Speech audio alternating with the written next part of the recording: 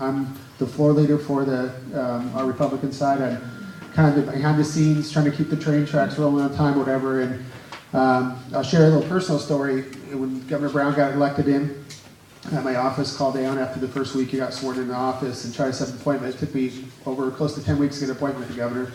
And the first 5 minutes, I was kicked out, and the question was, so, Kurt, are you going to be voting for my budget? And I go, no, sir, but I would like to talk about some other things first. Long story short, 4 meetings last year with the governor, total 40 minutes worth of length of time. But my fourth grader last year, fifth grader now, my daughter, came up on her spring break or Easter break, and she was given by her teacher the videography report on Governor Brown. I called up that day to see if he might take a picture with her, and he was very gracious and said, come on down. She spent an hour with them. So my fourth grader has more time one-on-one with the governor than I do all of last year being in leadership. So that's the sad state of things. I mean, it's comical, but that's the reality of the truth. Last year was the first time for majority vote budget. There was not a single Republican voting on the budget, nor the cuts or anything like that, and it did take a lot of options off the table for us.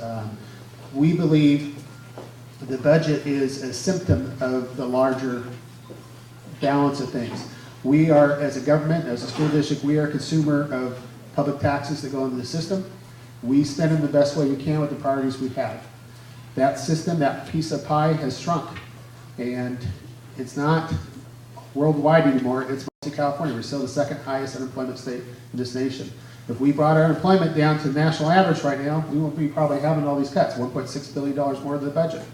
But we still are so progressive in so many different areas that I'm too fearful of the future. We're pushing high-speed rail. We're pushing cap and trade, the only state that's still doing that out of the 17 that signed up earlier. We're pushing every envelope of what we do, plus we still want to give our public workers the best pay around in most cases. We can't be doing everything on a declining budget. We're going to have to make some hard choices.